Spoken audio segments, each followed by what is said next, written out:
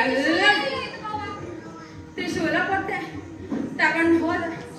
ನನಗೆ ಇರಲಿಕ್ಕೆ ಬಂದ, ಹೇಗೋ ತಪ್ಪಿಸಿಕೊಂಡು ಇಲ್ಲಿ ತನಕ ಬಂದು ನಿಂತಿದ್ದೇನೆ.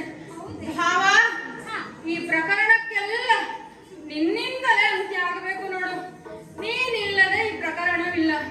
ಹಾಗಾಗಿ ನಿನ್ನನ್ನೇ ಕೇಳಿಕೊಳ್ತೇನೆ ಭಾವ, ಈ ಪ್ರಸಂಗಕ್ಕೊಂದು ಅಂತ್ಯ ಹಾಡು ನೀನು. ನೀನು ಹೆದರಬೇಕಾಗಿಲ್ಲ, ನಿಶ್ಚಿಂತನಾಗಿ. ಹೌದಾ? ಅವನನ್ನು ವಧಿಸುವುದಕ್ಕೆ ನಾನು ವಿಚಾರವನ್ನು ಆಗಲಿ, ಧನ್ಯನಾದೆ. ಧನುಜನ ವಧಿಸಲೆಂದು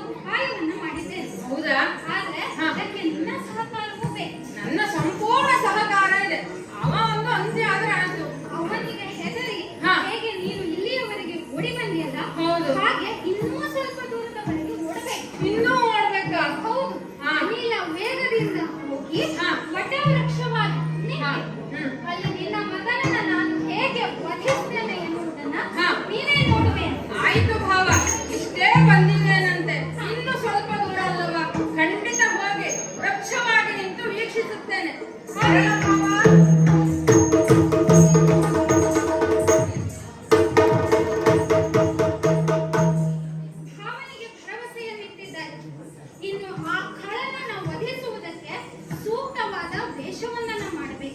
ದೇವಾಸುರರ ಯುದ್ಧದಲ್ಲಿ ಹೇಗೆ ಮೋಹಕವಾದ ಸ್ತ್ರೀವೇಷವನ್ನು ಧರಿಸಿ ಅಸುರರನ್ನ ವಧಿಸಿದ್ದಾಗಿತ್ತೋ ಅದೇ ರೀತಿ ಈ ಗೂಢನನ್ನ ವಧಿಸುವುದಕ್ಕೆ ಸೂಕ್ತವಾದ ವೇಷವನ್ನು ಧರಿಸಿ ಈ ಕ್ಷಣದಲ್ಲಿ ಬರ್ತೇನೆ.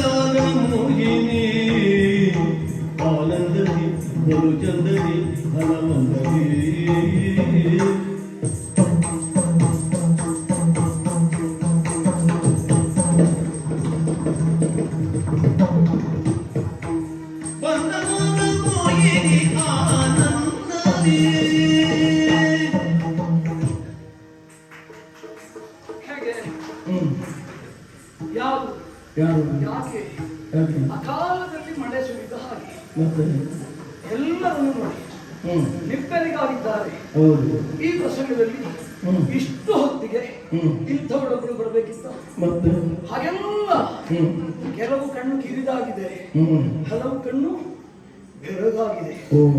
ಯಾಕೆ ಏನು ಅಂತ ನಾನು ದಿಟ್ಟಿಸಿ ನೋಡುವಾಗ 7 ವರ್ಷದ ಬಾಲದಿಂದ ಆದಿಯಾಗಿ 70 ವರ್ಷದ ಪ್ರಾಯ ಕಳೆದು ಹೋದವರು ಕೂಡ ಕಣ್ಣು ಅರಳಿಸಿ ನೋಡ್ತಾರೆ ಅಂತ ಆದ್ರೆ ಈ ಮೋಹಕತೆ ಹೆಣ್ಣಿನ ಮೈಮಾಟದಲ್ಲಿದೆ ಅಂತ. ನಾನು ಯಾರು ಗೊತ್ತಾಯ್ತಾ? ಯಾರು? ಒಂದು ಹೆಣ್ಣು ಅದು ಗೊತ್ತಾಯ್ತು. ಅಪ್ಪ ಸದ್ಯ ನಾನು ಮಾಡಿದ ವೇಷಕ್ಕೆ ಸಾರ್ಥಕತೆ ಬಂದ ಹಾಗಾಯ್ತು. ಅಲ್ಲದಿದ್ರೆ ಇದು ಹೆಣ್ಣು ವೇಷವ ಅಂತ ಕೇಳುವ ಹಾಗಿದ್ರೆ ನಾ ವೇಷ ಮಾಡಿದ್ದೇವೆ ಅರ್ಥವಾಗ್ತಿತ್ತು. ಇದು ವೇಷ ಸ್ವಾಮಿ. ಹೌದಾ? ವೇಷ ಅಂತ ಕೇಳುವುದಿಲ್ಲ ಯಾರಿಗೆ ಮೋಸ ಮಾಡ್ಲಿಕ್ಕೆ ಅಲ್ಲ. ನೀವು ಕೇಳುವ ನಿರೀಕ್ಷೆ ನನಗಿತ್ತು. ಅಲ್ಲ, ರೂಢಿ ಹಾಗೆ ಉಂಟಲ್ಲ, ವೇಷ ಮಾಡುವುದರಲ್ಲಿ ವೇಷ ಮೋಸದ. ಹೌದೌದು.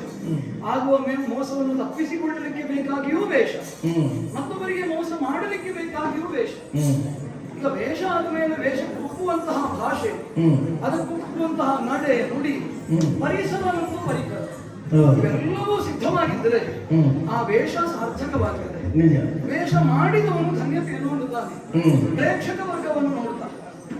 ಈ ನೋಡುವ ಇಲ್ಲದೆ ಇದ್ರೆ ಪಾತ್ರಧಾರಿಗೆ ಅರ್ಥ ಏನು, ಪಾತ್ರಕ್ಕೆ ಅರ್ಥ ಏನು? ಹಾಗಾಗಿ ಒಂದು ಕ್ಷಣ ಹಿಂದಕ್ಕೆ ಹೋಗಿ ನಾ ಯಾರು ಗೊತ್ತಾಗ್ತದೆ. ನಾನು ಹೆಣ್ಣಲ್ಲ, ನಾ ಭಗವತಿ ಅಲ್ಲ, ನಾ ಭಗವಂತನೇ. ಆದರೆ ಭಗವತಿಯ ಹಾಗೆ ಕಾಣಿಸಿಕೊಳ್ತಾ ಇದ್ದೇನೆ, ಅಭಿವ್ಯಕ್ತಗೊಂಡಿದ್ದೇನೆ. ಒಂದು ಕಾಲಕ್ಕೆ ಭಗವತಿಯಿಂದಲೇ ಭಿನ್ನತೆಯನ್ನು ಹೊಂದಿ ಪ್ರಕೃತಿಯಿಂದ ಭಿನ್ನವಾಗಿ ಪುರುಷ ರೂಪವನ್ನು ತಳೆದವರು ನಾವೆಲ್ಲ. ಆದರೆ ಈ ಕಾಲಕ್ಕೆ ಪ್ರಪಂಚವನ್ನು ಕಾಪಿಡುವುದಕ್ಕೆ ಬೇಕಾಗಿ ಪುರುಷನಿಂದ ಸ್ತ್ರೀಯಾಗಿ ಪರಿವರ್ತನೆ ಹೊಂದಿದವಳು ನಾನಿದ್ದೇನೆ. ನನ್ನ ಕಾಣುವಾಗ ಈ ಸುರಸ್ತೋಮಗಳನ್ನೆಲ್ಲ ಕಣ್ಣರಿಸಿ ನೋಡ್ತಾರೆ ಅಂತ ನಾನು ಭಾವಿಸಿದರೆ ಒಂದು ಕಾರ್ಯ ಸಾಧನೆಗಾಗಿ ಅಲೆಯುತ್ತಾ ಸಾಗಿ ಬಂದೆ.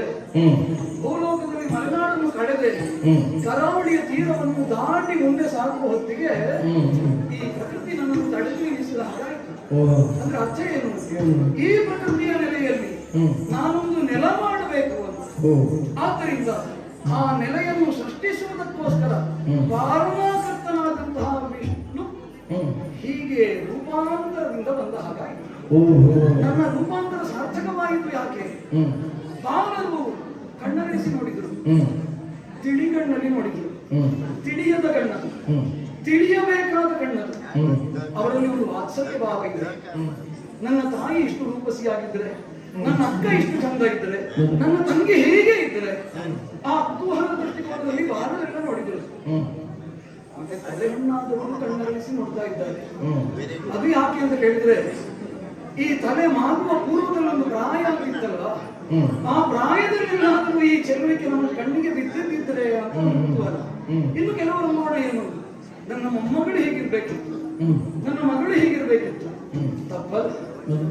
ಸ್ತ್ರೀ ಅಂದ್ರೆ ಆಕರ್ಷಣೀಯ ವ್ಯಕ್ತಿತ್ವವನ್ನು ಹೊಂದಿದವಳು ಅಂತಲೇ ಅರ್ಥ. ಪ್ರಕೃತಿಯಲ್ಲಿ ಸ್ನಿಗ್ಧವಾದಂತಹ ಸಹಜವಾದಂತಹ ಸೌಂದರ್ಯ ತುಂಬಿರುವುದರಿಂದಲೇ ಅದನ್ನು ಆಸ್ವಾದಿಸುವುದಕ್ಕೆ ಬೇಕಾಗಿ ನಾವೆಲ್ಲ ಪುರುಷರನ್ನು ಸೃಷ್ಟಿ ಮಾಡಿದ್ದೀವಿ. ಈಗ ಪುರುಷರು ಸೌಂದರ್ಯವನ್ನು ಹೊಗಳುವುದಿಲ್ಲ ಅಂತಾದ್ರೆ ಅಲ್ಲಿ ಪುರುಷತ್ವ ಇಲ್ಲ ಅಂತ ಅರ್ಥ. ಮತ್ತೆ ಪ್ರಕೃತಿಯಲ್ಲಿ ಸೌಂದರ್ಯ ಸಿದ್ಧವಾಗಿಲ್ಲ ಅಂತ ಅರ್ಥ. ಆದ್ದರಿಂದ ಸ್ನಿಗ್ಧತೆಯ ಸೌಂದರ್ಯವನ್ನು ಜಾಲವಾಗಿರಿಸಿಕೊಂಡು ಈ ಜಾಲದಲ್ಲಿ ಒಂದು ಪ್ರಮುಖ ಶಕ್ತಿಯನ್ನು, ವಿಮುಖವಾಗಿರುವ ಶಕ್ತಿಯನ್ನು ಬೀಳಿಸಬೇಕೆಂಬ ಹಂಬಲದಲ್ಲಿ ನಾನು ಇಲ್ಲಿ ಬಂದಿದ್ದೇನೆ ಅಂತಾದ್ರೆ ಇಲ್ಲಿ ಕಾರಣಗಳಿಂದಲ್ಲ.